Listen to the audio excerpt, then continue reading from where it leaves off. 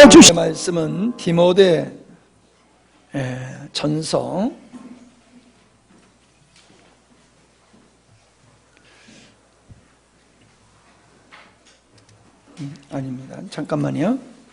제가 잘못 기록을 했네요. 전서 4장 4장입니다. 12절로 13절 말씀입니다. 우리 짧은 말씀인데 우리 함께 읽도록 하시겠습니다. 시작. 누구든지 내 연소함을 업신여기지 못하게 하고 오직 말과 행실과 사랑과 믿음과 정절에 대하여 믿는 자들에게 본이 되어 내가 이를 때까지 읽는 것과 권하는 것과 가르치는 것에 창념하라. 아멘. 자신을 위해서, 자신의 기쁨을 위해서 하는 것이지만은 이 찬양은 하나님을 기쁘시게 드리기 위해서 하는 거지요. 그렇기 때문에 이 찬양은 다른 노래들과는 차원이 다른 것이고, 이 찬양은 그렇게 소중한 것이고 아름다운 것입니다. 우리 찬양을 힘써해 주신 우리 찬양대원들에게 감사의 말씀을 드립니다. 근데 왜 집사님들은 이렇게 바깥에서 마음이 이렇게 주님께 집중하고 예배에 집중해야 됩니다. 큰 일이 아닌 이상은 예배 시간에는 어른들은 가급적이면 움직이지 않도록 하시는 것이 좋습니다. 지난 시간에 저는 오후 시간에 제자됨에 대한 말씀을 나눴습니다. 오늘도 그 제자됨에 대한 말씀을 이어서 드리려고 합니다. 우리 주님은 믿는 자들에게 원하심이 있는데 그 원하심을 제자들에게 부여한 사명 속에 담겨져 있음을 지난 시간에 말씀을 드렸습니다. 모든 족속으로 제자를 삼으라 라고 하는 이 말씀은 제자들의 사역의 목적이 무엇인가를 명확하게 하시는 말씀이었습니다. 주님이 이 땅에 오셔서 책 한 권 쓰지 아니하셨고 예배당 하나 짓지 아니하셨고 신학교 만들지 아니하시고 교단도 만들지 아니하시고 한 것이라고 하는 것은 오직 12명의 제자 만드는 일, 제자 세우시는 일, 그것밖에 하신 것이 없고 그 제자들에게 말씀하시기를 너희들도 제자를 모든 족속으로 제자를 삼으라 라고 말씀하셨다는 겁니다. 여러분, 이 제자의 원리를 우리가 성경 속에서 바르게 알면은 우리들의 믿음의 생활이나 사회생활 속에도 참으로 승리하는 역사가 있을 줄 믿습니다. 우리는 제자의 길을 걸어왔습니다. 그리고 아직도 우리는 제자의 길을 걸어가며 제자의 길을 걷다가 이제는 또한 스승의 길을 걸어가고 있는 것이 우리들입니다. 인생은 스승의 길과 제자의 길을 함께 걸어가고 있는 것인데 우리 주님께서 믿는 자들에게 원하시는 것이 제자 되기를 원하신다고 하는 것은 바꿔서 얘기하면은 믿는 자들은 다 주님과 같기를 원하시는 겁니다. 주님과 같기를 원하시는 겁니다. 여러분, 부자라고 행복한 게 아니에요. 가족이 사랑이 넘치면 행복한 거예요. 이 땅에 돈이 부족한가요? 제가 봤을 때 이 땅에 돈 부족한 것 같지 않아요. 가진 사람이 더 가지려고 하기 때문에 문제지요. 우리가 가지고 있는 거 그거 나눠 먹으면 굶어 죽는 사람 없을 것이고요. 기업하는 사람들이 기업의 목적이 자기 부를 축적하려고 하지 아니하고 같이 잘 먹고 잘 살려고 하는 이 공동체의 공용을 추구한다라고 하면 이 땅에 가난한 사람 없을 겁니다. 어떻게 하든지 자기가 누구보다도 더 많이 가지고 있으려고 하는 이 탐심 때문에 이 땅에 문제가 발생하고 힘든 거지요. 우리가 예수님과 같은 제자로서의 삶을 살아간다라고 하면은 행복할 수밖에 없습니다. 우리가 예수님과 같이 살아가면요, 갈등이 있을 필요가 없어요. 문제가 발생하지 않습니다. 우리가 예수님을 믿는다고 하면서도 예수님의 제자로서의 삶을 우리가 제대로 못 살고 있기 때문에 문제가 있는 거예요. 그러니까 여러분, 예수님을 열심히 믿으면 복받는다 이렇게 생각하지 마시고 그냥 나는 예수님의 정말로 수제자가 되겠다 이런 마음으로 여러분이 믿음의 생활하면은 축복과 행복은 그냥 따라오는 줄 믿습니다. 예수님의 제자에 대한 삶에는 하나님의 나라가 그냥 따라오고 임하게 되어 있는 거예요. 그래서 오늘 또 이어서 말씀을 드리게 되어지는데, 오늘 말씀의 제목은 스승으로 제자로, 그겁니다. 스승으로 제자로. 그러니까 우리는 스승으로도 살아야 되고 제자로서도의 삶을 살아야 된다라고 하는 겁니다. 여러분, 처음부터 스승의 길을 걷는 사람은 없습니다. 제자로서 배우다가 그가 또 스승이 되는 거지요. 우리 사회에 보면은 무형문화재가 있습니다. 무형문화재는 기술을 가지고 있는 사람들이지요. 음악하는 사람이라든지 혹은 무엇을 만드는 사람이라든지, 그래서 전통적인 어떤 방법으로 옛 것을 계승하고 있는 분들을 무형문화재로 제정을 해서 그분들을 보호하고 그분들의 기술이 사라지지 아니하고 계속해서 전승되기 위해서 국가에서 이렇게 보호하고 장려하는 것이 있지 않습니까? 그분들 밑에 가서 열심히 배웁니다. 열심히 배우면은 스승의 모든 것을 배우게 되어지면은 그것을 가지고 또 제자를 양성하게 되어지는 것을 보게 됩니다. 우리가 중국의 영화 보면, 소림사 영화를 보면요, 제자가 되겠다고 오는 사람한테 무엇부터 시키느냐 하면 물 기르는 일부터 시키잖아요. 물 기르는 일부터 시켜가지고 체력을 이렇게 확보한 다음에 그 다음에 기술을 가르치고 그런 것을 우리가 쉽게 보지 않습니까? 그래요. 이 세상에 어떤 스승도 스승이 없는 스승은 없습니다.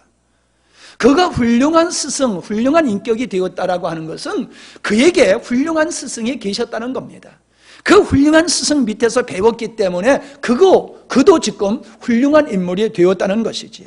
그러므로 여러분, 우리가 누구의 제자가 된다라고 하는 것은 굴욕이라고 생각하지 마시고 영광으로 생각해야 될 줄 믿습니다. 내가 훌륭한 제자가 될 때에 나는 훌륭한 스승이 될 수 있는 겁니다. 아멘. 이럴 때 아멘 아니면 언제 아멘 하시겠어요?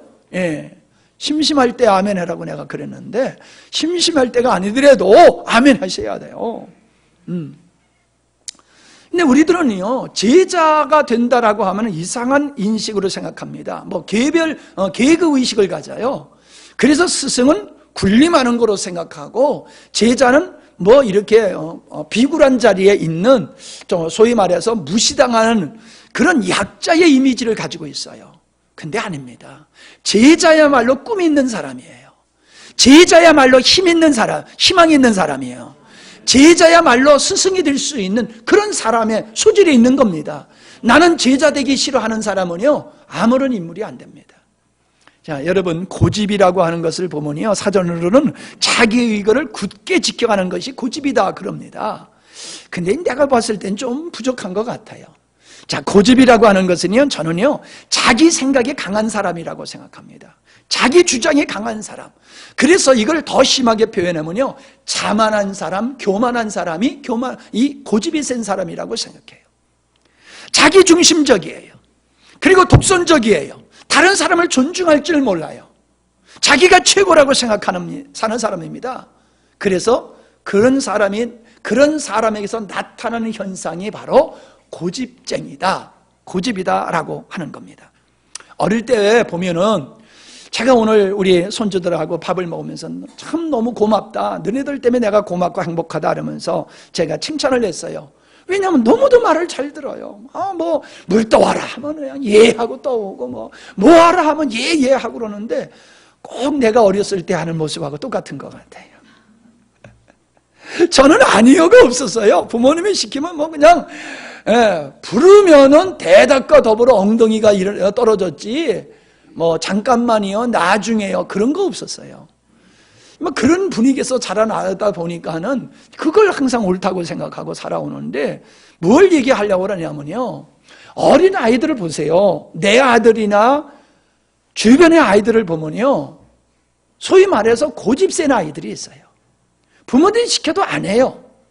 자기 생각대로 하고 자기 고집대로 하고 자기 뜻대로 안 되면 그냥 나가 자빠지고 그냥 들어놓아서 뒹굴르고 어떻게 깽판을 불려서라도 자기 목적을 관철시키려고 하는 그런 아이들이 있어요.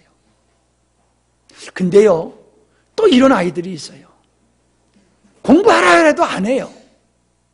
그럼 공부 안 하면은 노는 거라도 열심히 해야 될 거 아니에요? 노는 것도 열심히 안 해요. 뭔가 열심히 있어야 되는데 열심히 안 하고 그냥 그야말로 그냥 멍하게 그냥 시간을 보내는 그런 아이들이 있어요. 그냥 제멋대로 살아요. 여러분, 그런 아이들이 잘 되는 거 봤습니까? 제 멋대로 어릴 때서부터 자기 멋대로 행하기를 좋아하는 아이는요, 문제아가 될 확률이 크지 훌륭한 아이가 인물이 되기가 어려워요. 그런 사람이 성장해서도 남의 말을 듣지 않습니다. 오직 자기 생각으로 살아갑니다. 보세요, 여러분. 여러분의 주변에 아주 고집쟁이가 훌륭한 사람인가를 한번 보세요. 좀 죄송한 표현이지만요, 진짜 고집쟁이들은요, 가난하게 살아요. 가난하게 살아요. 뭐 이렇게 잘 되는 게 없어요. 왜? 뭐 자기가 알아야 얼마나 많이 알겠습니까? 자기 아는 것만큼 알지요. 근데 자기가 알고 있는 게 전부로 생각하고 오직 그것만 믿고 그렇게 살아가는 거예요. 그러니까는 주변에 돕는 사람들의 도움을 받지 못하기 때문에 인생을 성공적으로 살아가지 못해요. 여러분, 주변에서 도와주는 사람, 이끌어주는 사람이 많은 사람과 도와주고 이끌어주는 사람이 없는 사람을 비교한다면 어떤 사람이 승리하겠습니까? 성공하겠습니까? 분명코 도와주는 사람이 많은 사람, 이끌어주는 사람 많은 사람이 성공할 확률이 훨씬 많을 것입니다. 어찌 보면은 나를 도와주는 사람, 내가 도움을 받기를 원해도 도와줄 사람이 별로 없는 환경 속에 살 수도 있겠습니다. 그러나 가만히 인생을 보면요, 내가 적극적으로 배우려고 하면요, 나를 지도해주고 나를 가르쳐주고 나를 이끌어줄 사람은 세고 셌습니다. 내가 도움을 받기를 원치 아니하고 내가 배우기를 원치 아니하고 가만히 있어서 그렇지요, 내가 배우고자 하면 어디 가서도 배울 수 있고 누구에 가서도 배울 수가 있습니다. 내가 배우려는 마음이 없어서 못 배우는 거예요. 배우고자 하는 욕망을 가져보십시오. 뭘 못 배웁니까? 돈 없어서요? 천만의 말씀이요. 정말로 가르쳐주고자 하는 사람은요, 돈 가지고 와서 배우기를 원하는 게 아니라 배우기를 원하는 마음만 가지면요, 다 가르쳐주고 싶은 사람이 스승들이에요. 근데 사람들이 안 배우려고 드니까는 못 가르쳐주는 거예요. 도와주고 싶은데도 싫대. 그러니까 못 도와주는 경향이 이 땅에 많습니다. 가끔 텔레비를 보다 보면은 그 참 이렇게 성공한 사람들의 그런 것들이 이렇게 뭐 방송에 나오는 것들을 가만히 보면요, 제가 그걸 느껴요. 야, 참 성공한 사람들의 비결은 열심히 배우려고 그러는구나. 열심히 배우고 누구한테 가서든 배우려고 그 배움의 열정이 참 대단하다. 그런 걸 저는 많이 느꼈습니다. 인생은 홀로 살아갈 수 있는 것이 아니고 홀로 성장할 수 있는 게 아니지요. 반드시 우리는 누군가의 지도를 통해서, 누군가의 가르침을 통해서 내가 만들어지고 내가 성장한다는 사실입니다. 그래서 누구에게 배웠느냐, 누구의 인도를 받았느냐에 달려서 그 사람의 인격이 형성되어지는 것이고 실력이 차이가 나게 되어지는 거예요. 우리 최명희 우리 집사님이 이제 피아노 학원을 하는데, 사람들이 그냥 어렸을 때 그냥 반주하는 정도 하면 아무 이 피아노 학원이나 갑니다. 근데 내가 피아노를 전공하겠다라고 하면요, 아무 피아노 학원에 가는 게 아니에요. 좀 피아노 친다는 사람한테 가 배우는 게 아니에요. 전문가한테 가서 배우는 거예요. 그래서 대학 가기 위해서 이 예능 계통의 학생들이 가서 배우게 되면요, 한 번 가서 그저 잠시 지도받고 몇십만 원씩 주고 오는 거예요. 돈 없으면 못한다고 하는 게 그런 거거든요. 잠시 몇 분 가르쳐주고 몇십만 원씩 맞죠? 몇십만 원씩 받아요. 그거 비싸다고 안 받습니까? 그 실력 있는 사람한테 배울 때에 내 실력이 그분의 실력하고 같이 커질 수 있는 거예요. 그러니까 투자해서라도 배우잖아요. 몰라요 그런 거? 모르는 척하고 계셔. 다 알면서. 알면 좀 끄떡끄떡 하셔요. 재미있지. 분위기는 좋은데 여러분들이 분위기를 침울하게 하면 안 돼요. 우리는 비싸다고 안 한단 말이에요. 내가 좋은 실력을 갖기 위해서는 투자하잖아요. 마찬가지예요. 여러분, 사람의 인격이 만들어지는 건 그냥 되는 게 아니에요. 우리가 가문을 얘기합니다. 결혼할 때 가문을 많이 얘기하는데 그 사람의 그 집에 안에 가문이 사회적으로 어떤 그 지위에 있느냐, 그거를 보는 게 가문이 아니더라고요. 가문은 그 부모님이 어떠한 정서, 어떠한 생각, 어떠한 가치관, 그런 것을 가지고 그 부모님이 살았느냐에 따라서 자녀들도 그걸 닮아가게 되는 거예요. 자녀들은 부모님을 보면서 그대로 배우게 돼 있거든요. 그러니까 부모님이 시원찮게 살면요, 그 자녀들 시원찮은 거예요. 아들, 딸 시집 보낼 때에 걔 보지 말고 부모 보세요, 부모. 애 갖다 놓고 애 보지 말고 부모를 보세요. 부모가 신실하면 아이들도 신실해요. 부모가 거짓말쟁이면 아이들도 거짓말쟁이고요. 부모가 노름쟁이면 애들도 노름쟁이에요. 지금 노름만 해도 나중에 하게 돼 있어요. 에? 지금 안 한다고요? 나중에 하게 돼 있어요. 왜? 어릴 때부터 그거 봤기 때문에 언젠가 하게 돼요. 부모가 남편이 맨날 엄마 두들겨 패는 집 아들은 또 그래요. 부모를 닮게 되어 있는 거예요. 그렇기 때문에 우리는 가문을 봐야 된다는 얘기를 하는 거예요. 왜? 그 환경 속에서, 그 가르침 속에서 인격이 형성되기 때문에 그런 거예요. 자신 있으세요, 여러분? 자녀들에게 자신 있으세요? 자녀들을 보면서 여러분 어떤 생각을 가지시는지 한번 이 시간에 다시 한번 돌아봤으면 좋겠습니다. 한번 따라 합시다. 배운 대로 살고 배운 만큼 산다. 배운 대로 내가 만들어지기 때문에 배운 대로 살게 되어 있는 거예요. 잘 살아라 그런 말씀 하지 마세요. 바르게 살아라 그런 말씀 하지 마세요. 내가 무엇을 가르쳤느냐 그대로 우리 자녀들은 살게 되어 있어요.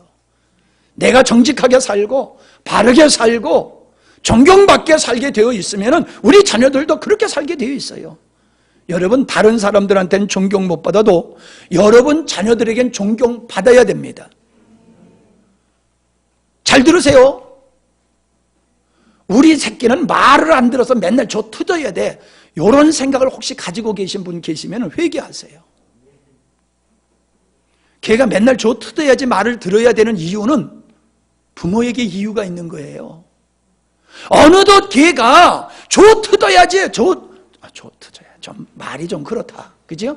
얻어 맞아야지 말을 들어야 된다라고 하면은 그렇게 내가 만들어 놓은 거예요.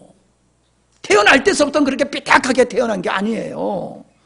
근데 내가 그렇게 만들어 놓고 그걸 또 잡겠다고 또 두들겨 패? 그렇게 되는 게 아니에요.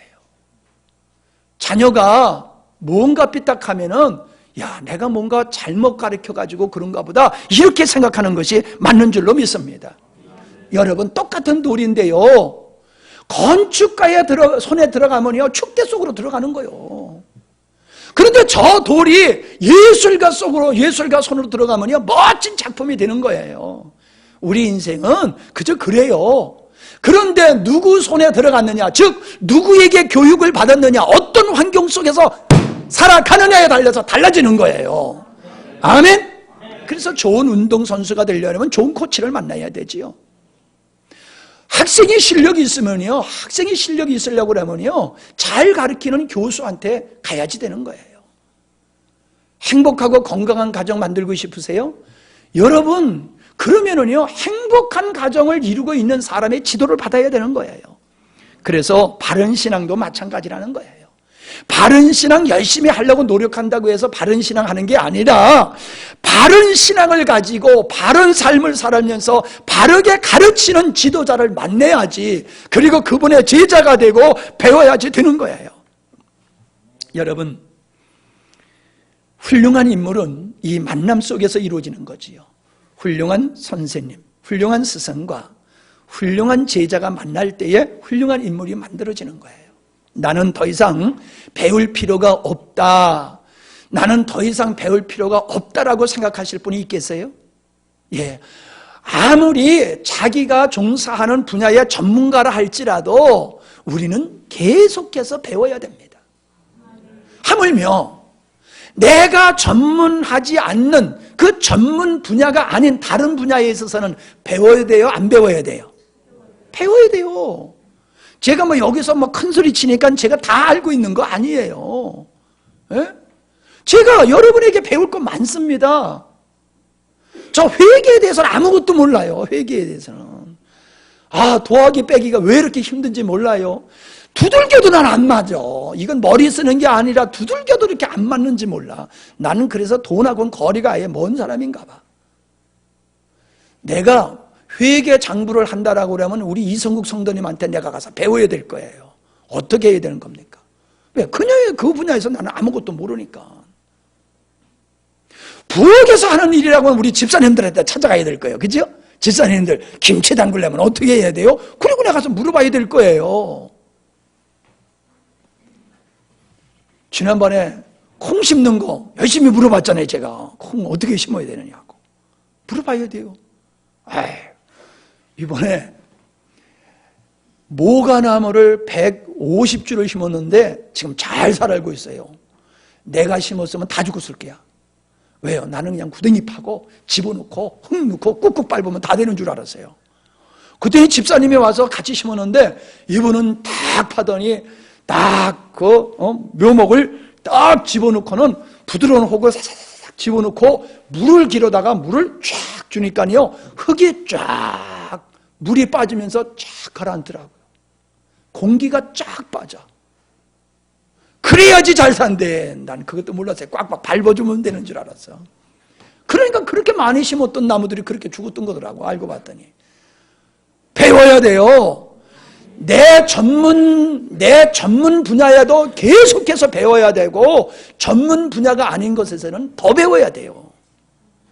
여러분이 왜 목사님한테 배워야 됩니까? 왜 여러분이 목사님의 제자가 되어야 됩니까? 그거는 인생에 대해서 배우는 것 때문에 그런 거예요.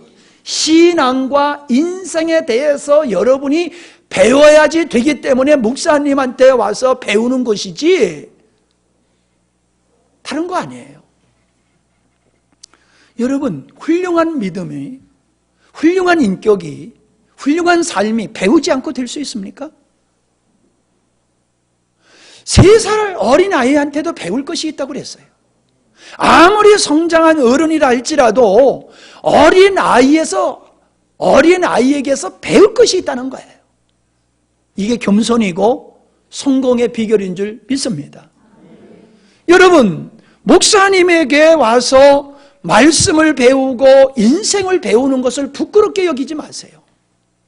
여러분이 열등하다고 생각하지 마세요. 목사님은 이 분야에서 주님께서 세우셔서 그 분야에 헌신하도록 세우신 사람이고 주님이 훈련하게 하셔서 비싼 돈 들여가지고 시간 들여서 공부해서 신학을 하고 인생 공부를 해서 성도들의 영적인 것과 생활을 지도할 수 있도록 세우신 거예요. 그러니까 여러분들은 목사님을 통해서 신앙 지도를 받아야 되는 거예요. 목사님을 통해서 인생의 지도를 받아야 되는 거예요. 그게 맞는 거예요. 빌립보서 3장 12절과 14절에 보면은 이런 말씀이 있어요. 내가 이미 얻었다 함도 아니요 온전히 이루었다 함도 아니라 오직 내가 그리스도 예수께 잡힌 바 된 그것을 잡으려고 쫓아가노라. 형제들아, 나는 아직 내가 잡은 줄로 여기지 아니하고 오직 한 일, 즉 뒤에 있는 것을 잊어버리고 앞에 있는 것을 잡으려고 표대를 향하여 그리스도 예수 안에서 하나님이 위에서 부르신 부름의 상을 위하여 쫓아가노라 그랬어요. 무슨 말씀입니까? 이거는 성도가 가져야 할 자세, 인생을 살아가는 사람들이 가져야 할 마음의 자세를 얘기하고 있는 거예요. 아무리 내가 어떤 분야에서 최고의 권위자라 할지라도 전부를 알고 있고 완성된 건 아니에요. 최고의 권위자라 할지라도 부족함이 있는 거예요. 이루었다, 섰다라고 생각하면 망한다는 거예요. 그런 마음 가지면 안 된다는 거예요. 아멘? 서빙수 형제님이 아무리 돌을 잘 싸도 섰다고 생각하면 안 된다는 거야. 에? 왜 아멘 안 해요? 기분 나쁘신가 봐. 예. 우리가 어느 분야에서 아무리 권위자라 할지라도요, 우리는 완벽한 존재는 아니라는 거예요. 그래서 우리가 추구해야 될 거가 뭐냐? 앞에 것을 잡으려고, 주님께서 우리에게 제시한 것을 잡으려고, 즉 완벽한 것을 향해서 끊임없이 줄나름 쳐야 된다는 거예요.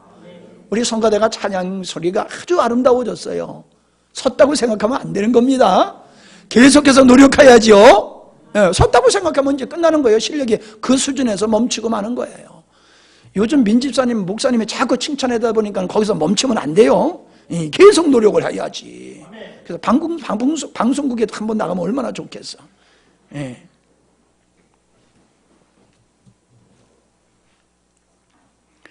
저는 배우기를 거절하는 사람들의 인생에 그 허무함과 그 인생의 초라함을 저는 보고 있습니다.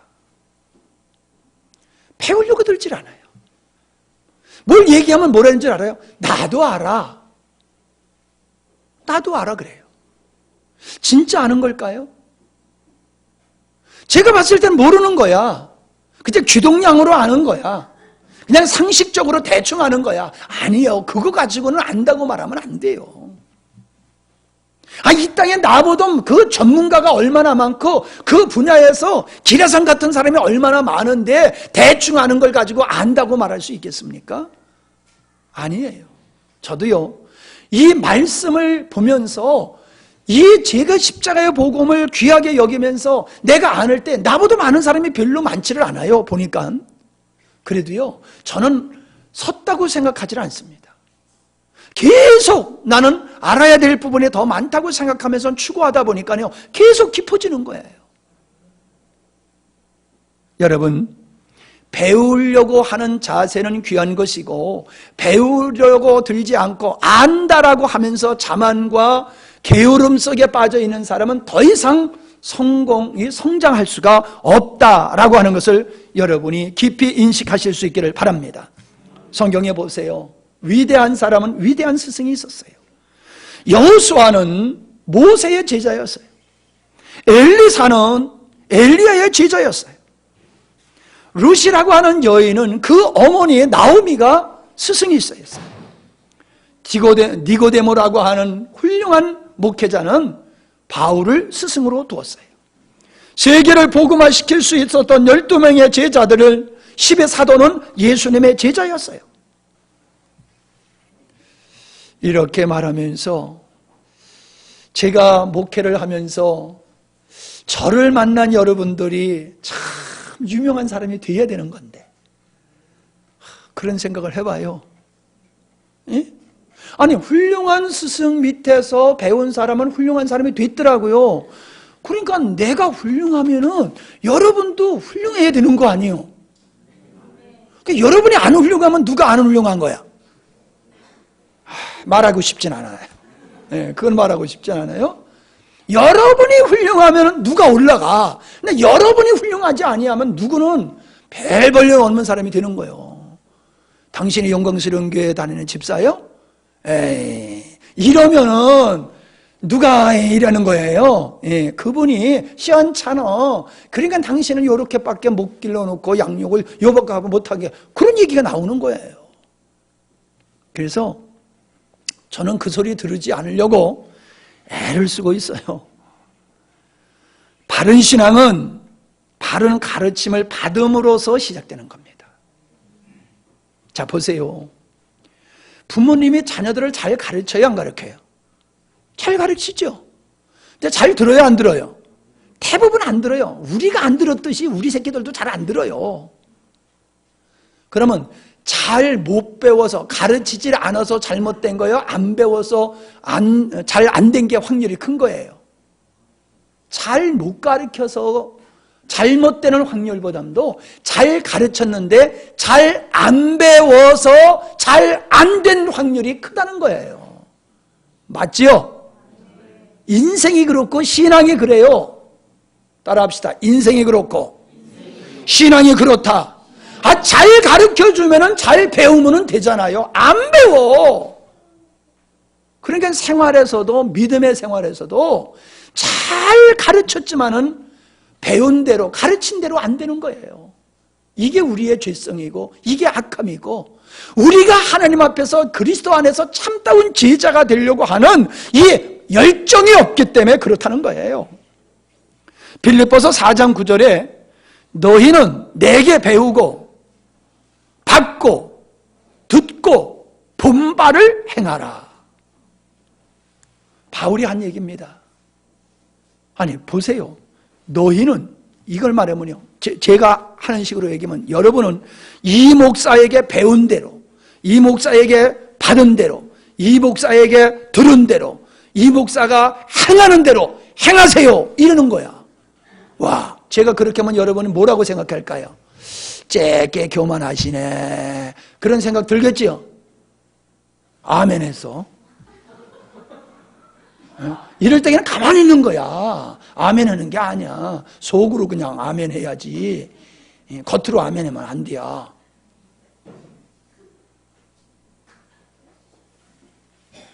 근데 바울은 그랬어요. 여러분, 바울이 이렇게 말할 수 있는 자신감이 어디서 나왔습니까? 그는 예수님의 제자로서의 삶을 열심히 살았던 사람이에요. 그리고 자기가 배운 것이, 내가 살아가고 있는 이 삶이 내게서 나온 것이 아니라 주님께 배운 거예요. 주님께 받은 거예요. 그러니까 내 것은 내 것이 아니라 주님의 것이요. 그러니까 너희들은 날 본받아. 내가 행하는 대로 해. 내게 배우고, 내게 듣고, 내게 보고, 내게 받은 대로 해 라고 말할 수 있었던 거예요. 그래서 고린도전서 11장 1절에 사도 바울은 내가 그리스도를 본받은 자 된 것까지 너희는 나를 본받는 자 되라, 이렇게 말하고 있습니다.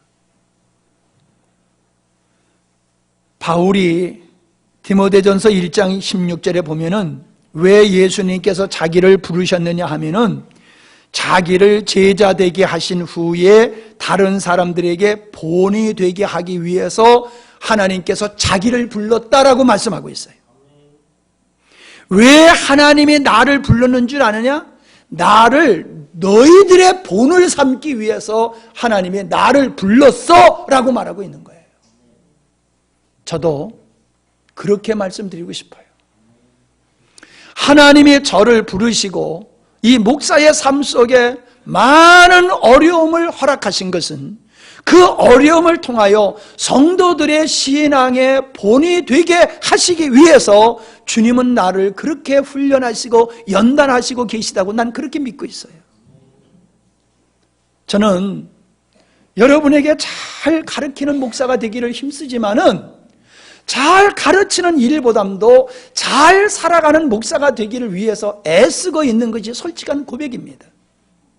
여러분이 보실 때에 부족한 부분이 보일 겁니다. 저도 알아요. 그러나 저는 그렇게 노력하고 있다는 사실입니다. 근데 어떤 글을 읽어보니까 그런 얘기를 하더라고요. 어떤 분이 와서 가르침을 달라고 얘기를 하니까는 그렇게 얘기했대요. 당신이 나의 삶을 보고서 배운 것이 없다라고 하면 나한테 내가 당신을 가르칠 게 없습니다. 당신의 나의 삶을 통해서 배운 것이 없다라고 하면은, 지금까지 배운 것이 없다라면 나는 당신에게 가르칠 것이 없습니다라고 얘기를 하더라고요. 그 말을 읽으면서 참 굉장히 은혜가 됐어요. 여러분, 제가 설교하는 설교가 아니고 제가 살아가는 삶 속에서 부족함이 있지만은 그럼에도 불구하고 여러분은 저의 삶을 통해서 무엇을 배우고 계십니까? 목사님을 통해서 여러분이 배운 것이 없다라고 하면은 여러분은 주님의 제자의 길을 가지 않고 계시는 거예요. 주님은 우리를 당신의 제자로 삼기 위해서 먼저 주의 종도를 불러서 본이 되는 자로 주님은 훈련하시고 연단하시고 만들어 가시는 거예요. 그래서 여러분들이 예수님께서 나를 본 자는 아버지를 본 자라고 하는 것과 같이 목회자를 보고 하나님을 보고 목회자를 보고 진리를 볼 수 있어야 되는 겁니다. 목회자는 그냥 말만 하는 자가 아니에요. 삶으로 진리를 보여줘야 되는 거예요. 여러분은 목회자의 얼굴만 보는 게 아니에요. 목회자의 삶을 봐야 돼요. 그리고 진리를 배워야 돼요. 제자의 길이 무엇인지를 배워야 돼요. 목사님이니까 그렇게 하는 게 맞아, 이렇게 생각하지 마세요. 그건 정말 잘못된 생각이에요. 모든 족속이 주님의 제자가 되어야 되는 것이지 특정한 사람들만 제자가 되어야 되는 건 아니에요. 목사님이 주님의 제자가 되어야 되는 것 같이 여러분도 주님의 제자가 되어야 되는 겁니다. 그래서 주님은 여러분을 제자로, 주님의 제자로 삼기 위해서 사도들을 세웠던 것과 같이 오늘날 교회 안에는 목사를 세워서 그를 교사와 목자의 역할을 감당하게 하셔서 당신의 사랑하는 자녀들을 주의 제자와 하고 계심을 믿으시기를 바랍니다. 제가 이렇게 담대하게 이야기하는 것은 정말로 이것이 진리이기 때문에 제가 담대히 말씀을 드리는 것입니다. 사도 바울이 이렇게 고백합니다. 범사에 너희에게 본을 보였다. 형제들아, 내가 너희를 위하여 이 일에 나와 아볼로를 가지고 본을 보였다. 형제들아, 너희는 함께 나를 본받으라. 우리로 본을 삼은 것 같이 그대로 행하는 자들을 보이라. 우리에게 권리가 없는 것이 아니요 오직 스스로 너희에게 본을 보여 우리를 본받게 하려 함이라. 이게 바울이 한 말씀이에요. 나는 너희들에게 본이 되려고 애를 썼다. 본이 되려고. 그러면서 나를 본받으라. 그렇게 말하고 있어요. 그러면서 또 이런 말씀들을 많이 하고 있어요. 오늘 읽었던 본문 말씀이 그거지요. 바울의 제자 누구예요? 누구예요? 디모데. 이 디모데 소리가 얼른 생각이 이렇게 안 나서 그래요. 디모데가 바울의 제자거든요. 근데 디모데가 나이가 젊어요. 나이가 젊으니까 우리나라에서는 나이가 계급이잖아요. 예? 우리나라에서는 나이가 계급이야. 희한해요.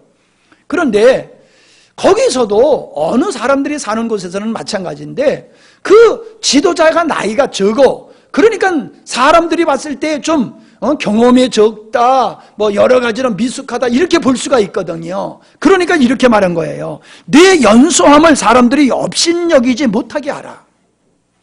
너는 권위를 가지고 말과 행실과 사랑과 믿음과 정절에 대하여 믿는 자에게 뭐가 되라? 본이 되라. 나이가 많지 않고 젊지만은 모든 인격과 삶 속에서 네가 본이 되어야 돼. 아멘. 우리는 나이가 많지 않아도 젊어도 본이 되어야 됩니다. 직장에서 여러분의 상사에게 여러분이 본이 되어야 됩니다. 어른이니까는 본이 되는 게 아니에요. 어른이지만 본이 안 되는 사람 많아요. 어리지만은 젊지만은 본이 되는 사람이 있어요. 바울은 지금 디모데에게 내 연소하지만 내가 나이가 많지 않지만 젊지만은 성도들에게 본이 되어야 된다라고 말하고 있어요. 자, 그러면서 뭐라고 말씀하고 있어요? 내가 이를 때까지 읽는 것과 권하는 것과 가르치는 일에 뭐하라? 창념하라, 전념하라는 거예요. 스스로 자기를 개발하고 발전시키기 위해서 열심히 읽으라는 거예요. 그리고 네가 연소하지만은 많은 사람을 권면하고 가르치고 본이 되라고 말씀하고 있어요. 데살로니가전서 1장 7절에도 보니까는 너희가 마게도냐와 아가야와 모든 믿는 자의 본이 되었는지라. 디도서 2장 7절에 보니까 범사에 내 자신으로 선한 일에 본을 보여. 베드로전서 5장 3절에 보니까 맡기운 자들에게 주장하는 자세로 하지 말고 오직 양 무리의 본이 되라. 자, 내가 본을 보였다라고 말했던 사도 바울은 너희들도 본이 되어야 된다라고 말하고 있어요. 아멘. 여러분은 본이 되셔야 됩니다. 이 땅에 예수님 믿는 사람들에게 신앙의 본이 되셔야 됩니다. 주님이 여러분에게 그걸 원하고 계세요. 적어도 우리 집사님들 자기 생각대로 예수 믿지 마세요. 성경대로 예수님 믿어야 돼요. 이 핑계 저 핑계 대지 마세요. 변명하지 마세요. 우리는 본이 되신 예수 그리스도를 쫓아서 기록된 말씀을 쫓아서 살아감으로 나중 믿는 자들에게 본이 돼야지 돼요. 집사님이 돼가지고 교회 일에 방관하고 모임에 열심을 내지 아니하면은 나쁜 본을 보이는 거예요. 그건 나쁜 본. 좋은 본이 아니라 나쁜 본. 왜 여러분 같은 값이면 좋은 본이 돼야지 나쁜 본이 됩니까? 왜? 좋은 제자는 훌륭한 사람을 통해서 만들어진다고 그랬잖아요. 먼저 믿는 여러분, 저와 여러분이 바른 신앙생활을 해야지 나중 믿는 분들과 젊은이들이 믿음의 생활을 바르게 할 수 있는 거예요. 아멘? 우리는 본이 돼야 돼요. 자녀들에게. 그게 믿음의 생활을 제대로 하는 거예요. 인격적으로도 자녀들에게 존경받고 신앙적으로도 자녀들에게 존경받는 부모님이 되어야 돼요. 그러기 위해서는 본을 보여야 돼요. 하나님은 우리를 제자 삼기 위해서 성령을 보내주셨어요. 그래서 요한복음 14장 26절에 보니까 보혜사 곧 아버지께서 내 이름으로 보내실 성령 그가 너희에게 모든 것을 가르치고 내가 너에게 말한 모든 것을 생각나게 하시리라. 뭔 얘기입니까? 성령님이 이 땅에 오셔서 우리 안에서 하시는 일이 뭐냐면 우리를 가르치신다는 거예요. 우리를 인도하신다는 거예요. 우리를 제자 되도록 성령께서 우리 안에서 하고 계시다는 거예요. 이게 진짜예요. 성령 받았다고 해서 방언한다, 능력 행한다, 그거는요 중요한 게 아니에요. 진짜 중요한 게 뭐예요? 내가 성령 받은 사람이라고 하면은 그 성령님에 의해서 내가 예수 그리스도의 제자로 만들어 가야 되는 거예요. 뭐 방언하는 게 그렇게 대단해요? 방언 좀 하고 싶다고. 아니 방언 안 해도 괜찮아요. 그냥 제자로만 잘 서가면 됩니다. 제자로서 서가지 못하면서 방언만 많이 해야 되는데 뭔 소용이 있는 거예요? 예언하는 능력이 있어야 무슨 소용이 있어요? 중요한 게 뭐예요? 주님의 제자로 서가는 겁니다. 자, 뿐만 아니라 디모데전서 4장 13절에 보니까는 교회에는 목자와 교사를 세워서 그들로 하여금 연약한 지체들을 가르치는 일을 하게 했어요.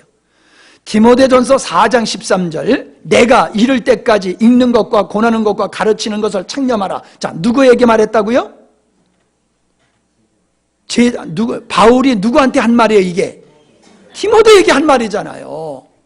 자, 에베소서 4장 11절에 보니까는 주님께서 혹은 사도로 혹은 선지자로 혹은 복음 전언자로 혹은 목사, 여기 목사라고 하는 말은 목자라는 뜻이에요. 목자, 그 다음에 교사로 주셨으니 이는 성도를 온전케 하며 봉사의 일을 하게 하며 그리스도의 몸, 즉 교회를 세우게 하려 함이다라고 말씀하고 있어요. 하나님께서는 성도가 성도답고 성도가 그리스도의 제자가 되는 일을 위해서 교회의 사도와 선지자와 복음 전하는 자, 목자, 교사를 세웠다는 거예요. 그들에게 잘 배우라는 거예요. 그래야지 제자가 될 수 있다는 거예요. 그래서 온전케 되며 봉사의 일을 하게 되며 그리스도의 몸인 교회를 바르게 세울 수 있다라고 말씀하고 있습니다. 예수님은 베드로에게 내 양을 치라, 내 양을 먹이라 말씀하셨어요. 그건 뭐예요? 제자의 삶, 사역자의 삶은 성도를 그리스도의 제자로 세워가는 일을 하는 것이다 라는 말씀을 하고 있는 것입니다. 제가 좀 많은 시간에 걸쳐서 드려야 될 말씀이 있는데, 자, 빨리빨리 나갈 테니까 집중해서 여러분 들으시기를 바랍니다. 이거는 교회 안에서 근래에 벌어지는 일들을 이게 보면서 제가 말씀을 드리는 겁니다. 교회 안에서 하나님께서 교사로 세우시고 목자로 세우신 그분들의 권위를 무시하는 것은, 받지 않는 것은 내가 예수님의 제자가 되겠다라고 하는 것을 거절하는 것과 같은 겁니다. 자, 사신의 권위는 사신에게 있는 게 아니라 사신을 보낸 자에게 권위가 있는 겁니다. 마찬가지로 목회자의 권위는 목회자 스스로의 인격과 수준에 있는 것이 아니라 목회자를 세우시고 목회자를 붙들고 역사하시는 하나님께 권위가 있는 걸 믿으시기를 바랍니다. 자, 이게 아멘하기 싫다라고 하면요, 이렇게 생각해 보세요. 부모님을 존경해야 되는 이유가 어디 있습니까? 부모님이 배운 것이 적고 부모님이 여러 가지로 부족하니까는 부모님을 무시해야 됩니까? 그건 아니잖아요. 부모님이 부족해도 부모님은 존경받아야 되고 부모라고 하는 권위가 존중돼야지만 내가 제대로 살 수 있는 거예요. 마찬가지입니다. 목회자가, 교회의 지도자가 부족하다 할지라도 하나님이 세우셨기 때문에 그를 쫓아가야지만 되는 겁니다. 자, 보세요. 사람들은 지도자를 따르기를 별로 원치 않아요. 왜? 이유가 있습니다. 그는 허물이 있다. 그도 허물이 있다. 그도 부족하다. 그런데 어떻게 지도자가 될 수 있느냐? 어떻게 그의 말을 다 들을 수 있느냐? 그러한 생각을 가지면서 지도자에게 온전히 협조하지 않는 그런 분위기를 볼 수가 있습니다. 자, 그러면 보십시다. 민수기 12장에 보면은 모세가 새 장가를 갔어요.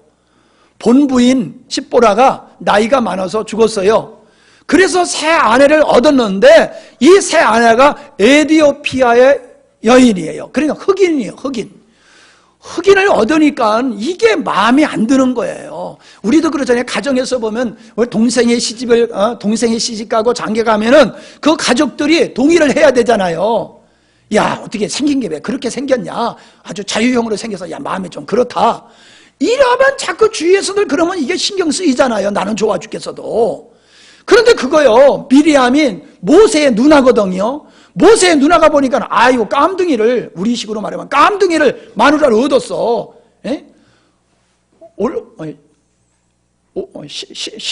올케인가 신우인가 헷갈리네. 올케지. 아, 올케, 새 올케가 들어왔는데 깜둥이야.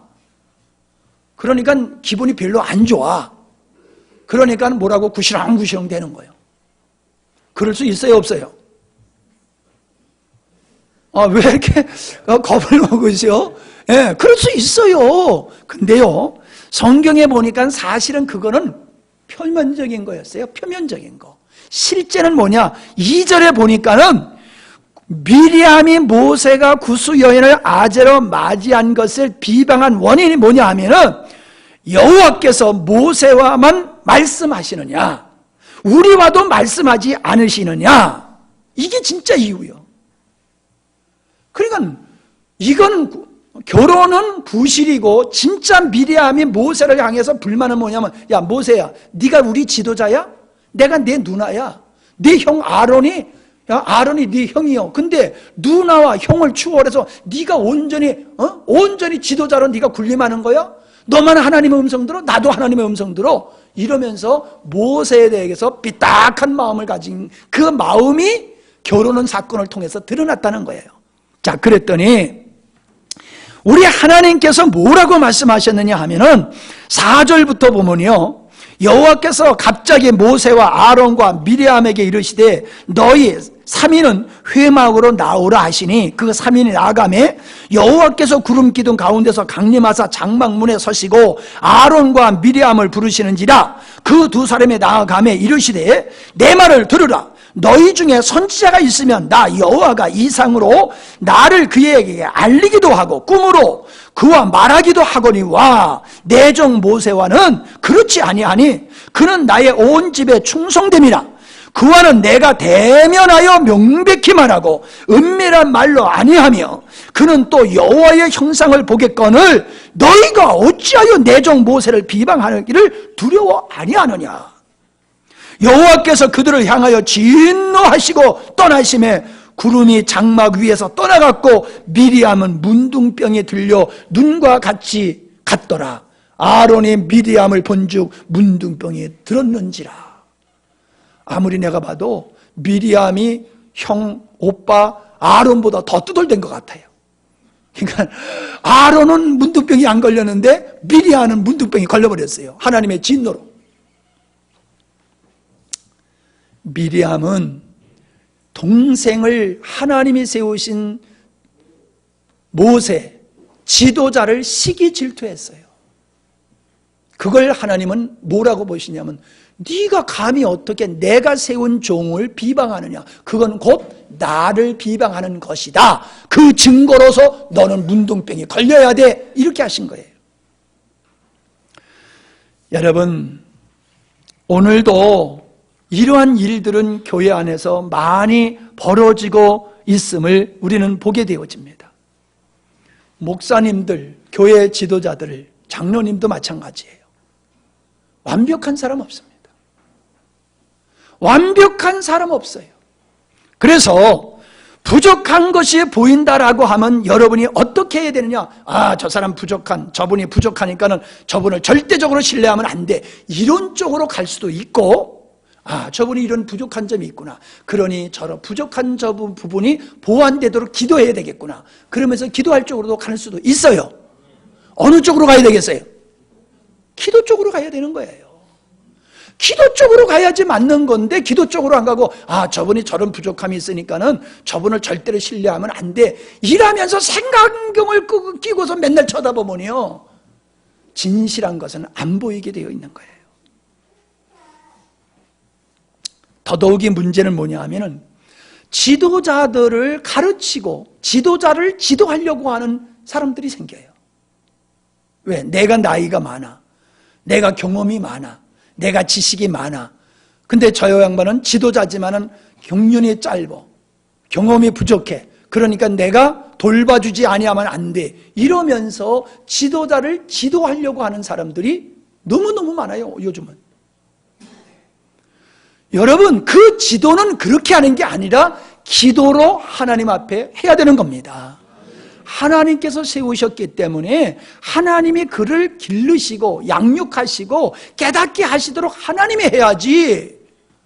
여러분, 쉽게 얘기해서 맨날 아버지, 어머니한테 아들이 앉아서 밥상머리에 앉아가지고 아버지 그렇게 하면 안 돼요.